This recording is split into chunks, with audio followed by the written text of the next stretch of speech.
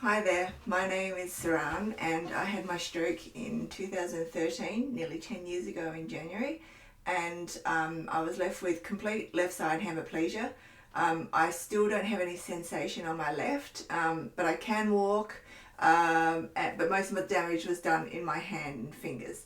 So I thought today, considering I've got 10 years sort of behind my belt as such, um, the devices that I've used over the time.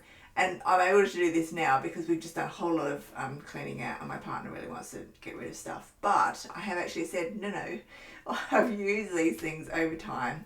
And dependent on sort of where I'm up to in my therapy or pain-wise and that kind of thing, I bring stuff out. So this video I'm going to do about splints and slings, and I'm going to do some other ones with devices that I've used over the years, but this one is mainly about splints and slings. So I do tend to try and sort of use anything I can, and again, depending on how I feel, sometimes I can't actually stretch my hand out. But one of the biggest things that I'm really conscious about is that when I first had my stroke, someone came up to me and said that her ex had had a stroke and he kept his arm in this position and it never moved out. So I'm really conscious about trying to have passive range. So passive range is where you can be relaxed and you can sort of actually get it lifted and that kind of stuff and get it moved out. And over time, I've then been able to sort of move it. And because it does have that passive range, I'm not fighting against spasticity. In regard to spasticity, I have had Botox in my hand because I feel like, for me, again, that was where the most damage was done. But ideally, if somewhere in my brain or something, such as the Cerobo device that I've been playing with as well, which is on another video, and I'll do some more as well, is that if I can at least not have the spasticity in my hand and fingers, then there'll be more chance that I can actually sort of keep them moving. So at the moment, I'm able to do that, but as soon as I let it go, it kind of, gets all gross, and I can, bring it in, but I can't then release it, but I can relax and then open up my hand itself. So in regard to splints, I have used, I do tend to use things like this. This is very well worn, and but I can hold my hand out onto it, and then sort of strap it in, get the fingers onto it as well. I do also use what's called an overlate, so I use that so that basically it doesn't sort of bend. Because of the spasticity, I won't put it on my left hand because it takes me ages to actually put it on.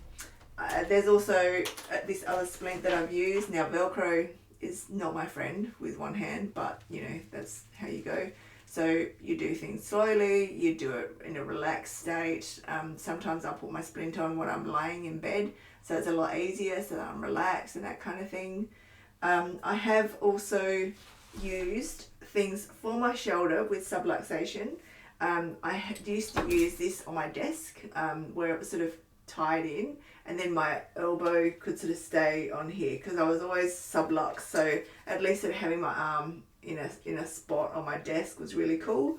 And yeah, in regard to slings, the best one that I've used is a Give More sling.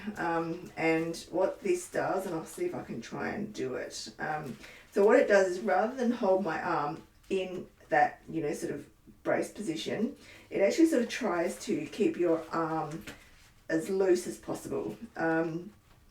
And again, this all takes time. I really should have probably done it beforehand. Maybe I might have to pause the video and sort of do it so I can get that. So I've got my hand in that part of the brace, and then it goes around here, and then this little bit goes on the back. So I'm pretty sure that this is, usually you take the Velcro off, so and sort of loosen that off a bit like that, and I'll stand up.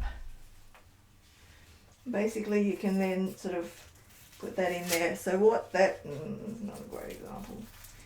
So what that does is that actually sort of keeps the arm in a decent position, but also sort of supports the shoulder here, and then it does sort of get a little bit tight. But again, once you sort of get less subluxation or sort of more strength in your shoulder, then you don't necessarily need it as much. And so I found that was a lot better than sort of the general slings that I have had before. And certainly, when you first come out of hospital and when you're in that really acute stage, you need that protection. So I get it. So I've had this 66 fit sling, which is sort of like in the position of sort of in that bracey kind of position, which again is good, but not become reliant on it, because of course your hand can stick into that position. In regard to splints as well, I also have had this bad boy, and so that actually sort of holds the hand up and sort of pushes it up. And again, that's sort of what I've tried to do is make sure that I've got at least sort of that movement in my wrist, so I sort of try and keep it into that position and try and straighten out my fingers as much as possible. That's sort of the devices, I guess, of my slings and splints. I'll do another couple of videos on some other devices that I've used, but you should have a check out my other videos of YouTube. I've got my Cerebro glove, which I absolutely love, and that's like a real game changer for my fingers and hands. And it's covered under NDIS, and most of these devices, like most of these splints, are covered under NDIS if you do have it. But yeah, they're awesome. And I feel as though like I want to keep them, because dependent on how I feel, like at the moment my shoulder's really subluxed. So I have actually used the Give More sling, but also I've used my Easton machine as well. So with my little pads on the back and stuff. So I had to find out what my placement for the pads need to be. But I'll say put these on for a little while.